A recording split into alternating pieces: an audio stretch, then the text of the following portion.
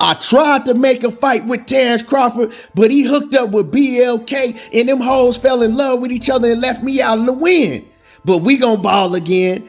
Errol Spence speaks and let the world know. Stop telling everybody what my next move is, because I was blindsided by Terence Crawford and I still don't even know what my next move is. I'm trying to figure it out.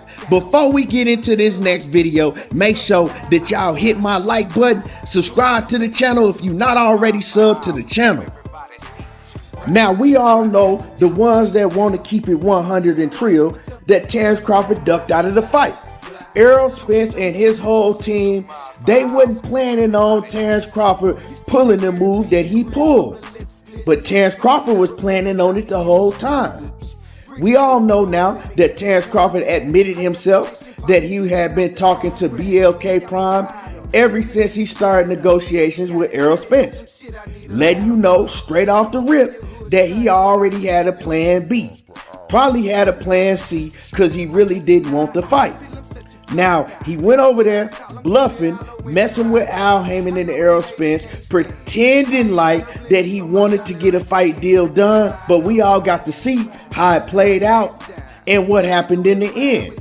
It is mighty funny that Errol Spence, ever since the very beginning of negotiations, he told everybody, hey, I'm coming to take his straps. Now we gonna see the shit that everybody was talking, how everybody was blaming me, saying I was ducking Terence Crawford. Now we gonna see what the real holdup was. We gonna see who the real holdup was. And we saw exactly what it was. Hey, is this man Errol Spence psychic or what? Because somehow he knew in the back of his head, yeah, I'm going to go through with these negotiations. I'm going to try everything that I can to make my people make the fight happen. But somehow he knew that Terence Crawford really didn't want to smoke and he was bluffing. And now, like I said, the real ones see who was bluffing. We keep hearing people come out with these narratives and put out these videos talking about Errol Spence wanted to fight Keith Thurman the whole time. Errol Spence, they already had a plan B. They was just doing this and that to try to pretend like they wanted a Terence Crawford fight, but they wanted Keith Thurman. Which sounds just stupid and idiotic when Errol Spence been telling the whole world for I don't know how long now that he don't want to fight Keith Thurman. Keith Thurman ain't in his plans. He don't want to give Keith Thurman a payday, you know. But we know now, since Terence Crawford pulled out of the fight, the WBC and the sanctioning bodies, they trying to force Errol Spence to fight Keith Thurman in order for him to keep his WBC strap, in order for him to keep any of the straps. You feel me? At 147 pounds. So now Errol Spence has a big, huge decision to make. And recently, he's come out and he let everybody know, look, man, I was blindsided with the whole thing that Terence Crawford pulled. I was blindsided. I didn't have a backup plan. And now I'm stuck without a fight date, without an opponent, and I'm still trying to figure things out. Yeah, they trying to force me to fight Keith Thurman.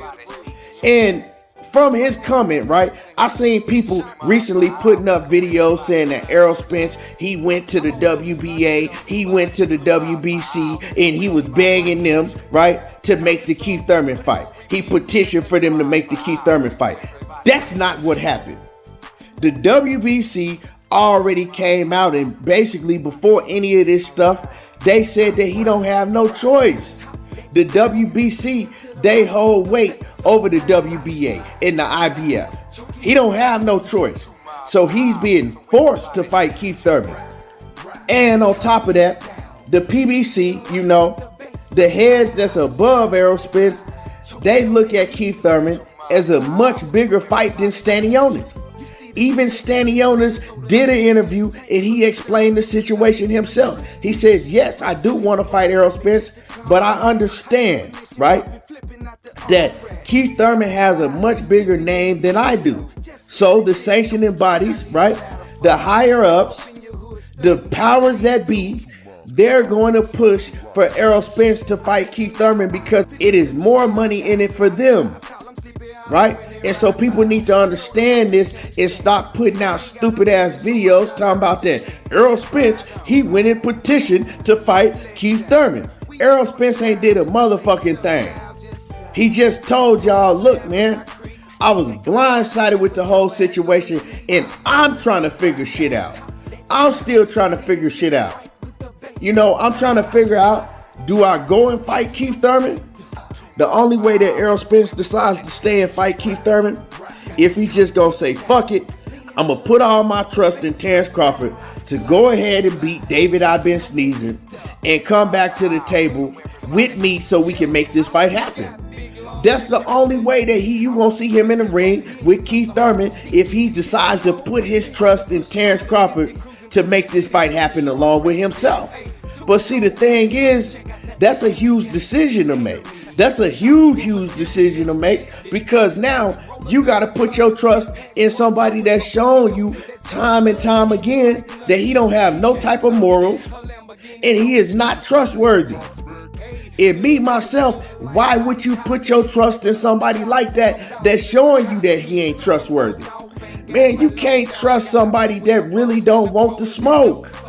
That's what I keep telling Errol Spence on these videos, man. Don't put your trust into Terence Crawford to go back to the table and to sit down with you to try to make this fight happen again because he don't want to fight and he's not trustworthy. It don't matter what he's saying, talking about, oh man, if he spin the block, I'ma drop him off. Man, that ain't shit. If Errol Spence watched the recent interviews that Terence Crawford has been doing, he's telling you, right, in so many words, that he ain't gonna make the fight happen. He's telling you why the fight shouldn't happen and why he don't need to fight. He's even telling us now that he don't care about being undisputed at 147. He don't need to become undisputed at 147 because he already did it at 140. But newsflash, Josh Taylor did it at 142. And Josh Taylor did it in much greater fashion than you did because his resume is way better than yours. He had a way tougher road to become undisputed than you did. Your shit was easy cake. Your shit was a cakewalk. You only had to fight one real fight. And that was Victor Postol. And he ain't all that great. You know what I'm saying? That's all he had to do. The rest of them dudes were C fighters at best. And see, another thing is now that Errol Spence is coming out, letting everybody know, hey man, I was left out in the wind and I'm still fucked up about it. I still don't know what I'm gonna do. Terence Crawford, he get off on that. Oh, he liked that. Oh yeah, he got a grin on his face as soon as he read that tweet. As soon as he read that tweet, he was grinning from ear to ear. Terence Crawford love that type of shit. Cause you can see, like I said before, he on some na boo boo shit when it come to Errol Spence. Nah boo boo, huh? I was undisputed and you'll never be able to be undisputed cause you gotta go through me and I ain't gonna fight you. Nah boo boo, I gotta fight. I'm about to get a bag and you ain't. He love that type of shit. So, you know, Errol Spence, he shouldn't even said that shit. He shouldn't have let people know that he kind of fucked up about not having a fight date and the opponent because Terence Crawford left him out in the wind. You know what I'm saying? He letting people know that Terence Crawford, the shit that he did, it kind of got to him. And Bud love that type of shit. You know what I'm saying? That childish ass nigga, he love that type of shit. But like I said again, man, whoever Errol Spence decide to fight, I guarantee you his opponent about to be way better than the David I've been sneezing. You know what I'm talking about? David I've been sneezing is another C-level opponent to go on Terence Crawford's resume. And yeah, Terence Crawford gonna walk through this dude. And Terence Crawford know it himself because he ain't even promoted to fight. What y'all hear him doing every time he do an interview? He don't even mention that man's name. All he do is talk about Errol Spence and, oh, I'm better than Errol Spence in this. And I did better than Errol Spence in this. And my resume look like this compared to Errol Spence. And I'm this and I'm that. He don't talk about his fight coming up. Shit, we don't even know an undercard. And this fight is damn near only 2 weeks away. Yeah, and you talk about he getting paid $10 million. Y'all must have lost your goddamn mind if you believe that shit. Anyway, let me know what y'all think. Hit the like button. Subscribe to the channel if you're not already subbed to the channel. And for you haters in the background, hit the thumbs down, cause I know you biting blood out your bottom lip and you can't stand the truth. Enough to get me shook up, but now I got the cook up. And since they didn't book us, every time you look up, I'm riding.